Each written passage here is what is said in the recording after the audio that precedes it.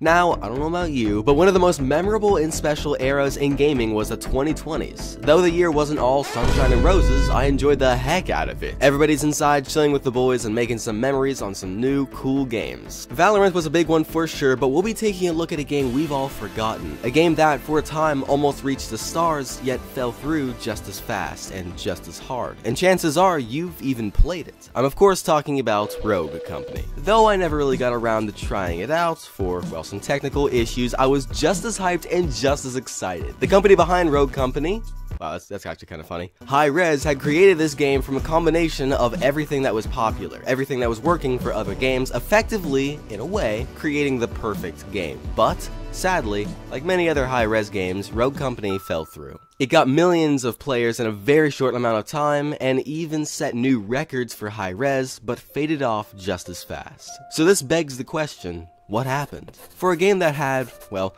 a lot going for it, how could it just vanish? Stick with me as we dive into this Rogue world, because the questions remain, the answers await. What happened to Rogue Company? Don't forget to subscribe. 2020 was a really exciting year for video games. Most likely, the biggest reason for this hype and interest would be Valorant, Riot Games' massive popular take on tactical first-person shooters. And if you're interested, I just happen to have a video or two on the subject. This, also timed with the whole quarantine thing, brought a lot of people, aka interest, to gaming. So, in simpler words, now will be a really good time to make a video game. And Hi-Rez did what Hi-Rez does best and jumped in on the opportunity. While the first couple trailers for the game were dropped, Hi-Rez was securing some deals and partnerships behind the scenes. So when the game actually entered beta, they had tons of streamers paid to play the game. Now, what would you do if you hopped on Twitch and you saw your favorite streamer was playing this new and trendy looking game? You get interested. And one of those streamers was the two-time back-to-back, the man, the myth, the legend, Dr. Disrespect himself. Hi-Rez even went so far as to bring him in to help create a Dr. Disrespect themed map, skin, and cosmetics. It was a smart plan, and it was working. Now, if you've watched any of my other videos, especially on Paladins, then you'll know just how important first impressions are. And sadly, Hi-Rez doesn't have a perfect track record when it comes to this. But it looked like they had learned from the lessons and improved their marketing strategies for Rogue Company, because it was working. All the streamers were playing it, and everybody was tuned in to watch. Okay, well, I'm here. Mario, Friday, Waffle House, and Applebee's. I'm here. Jeez, Mario, is that you? Yeah. It's me. Man, you are sick. Well, I didn't have $36K and $20 bills, but I did have a bit of change on me. I mean, you can have it. Give me that. Jeez. $17 bills? That's it? Well, I'm not the richest guy in town, but nab 'em. Wait, what? What the? Just subscribe.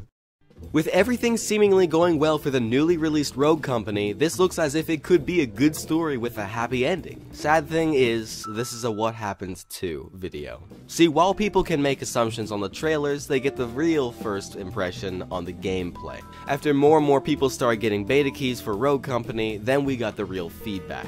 Get ready for it.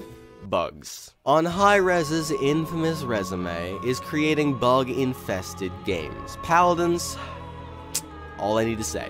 Now, I'm not saying that Rogue Company is on a Paladins level of bugs and glitches and all that stuff, but it was enough to tarnish the game a bit, just a bit. But the bigger problem was elsewhere. While bugs were bad and all that stuff, people can deal. As games have evolved, we've seen trends come and go. Now, the biggest, most recent norm or trend or standard we've seen wash up is free to play. Free to play is a tricky one to get down because no one's paying to play the game, you gotta have in-game purchases and so forth, whatever. On top of this is the Battle Pass. Now, though it doesn't sound super important, it's actually vital. Overwatch was caught in the middle of this turning of video game standards. People weren't gonna buy it and play it when there are 50 other free, high-quality games just as cool and just as interesting right next to Overwatch. And that's why we got a free Overwatch 2. Now, battle passes are very important for a number of reasons, but I'll bring up where Rogue Company went wrong. Rogue Company had been hyped up and showcased as something amazing, and while it is, it wasn't perfect. Bugs, sure. Glitches, sure. That doesn't really have a huge impact on the game, but there is a lack of unlockable content in the game. Bear with me. We need something to fight for, to strive for in a video game, otherwise we really don't have many reasons to keep playing. Rogue Company suffered from a severe lack of stuff to unlock unlock or fight for. Oh, plenty of stuff to buy with money, but nothing to fight for. Sure, these changes came to the game later on, but it was too late.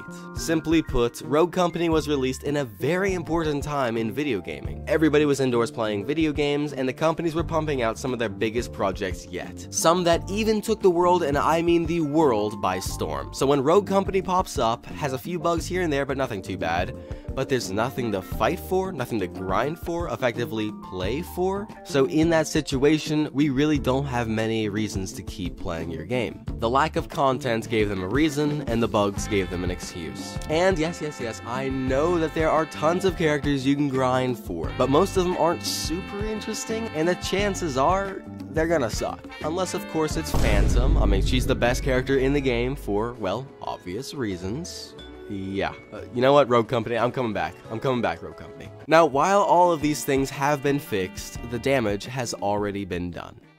Now, you want to know a game that rules all other games? A game so popular that even the characters in the game play the game? Well, look no further than Elden Ring. Elden Ring is the greatest video game of all time. The best of the best. The greatest minds in the world came together to build this game. And if you don't subscribe, and I mean right now, then these little guillemots will sneak into your home and secretly splash water on your towels so that they're never dry. Not soaking, but always just a little damp.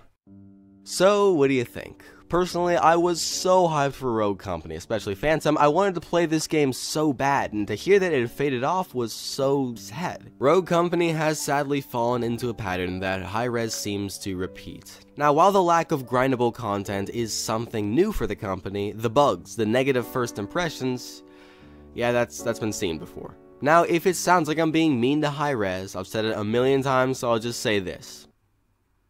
No.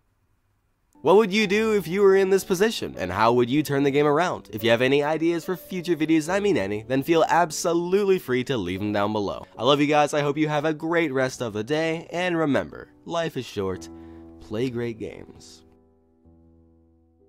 Imagine, if you will, a game where our main character is a silly goose. Imagine, if you might, a world where animals are everywhere. Imagine, if you can, a world where said animals are bad bass. This is not Mutant Year Zero Road to Eden, but the coolest of cools, the mightiest of might.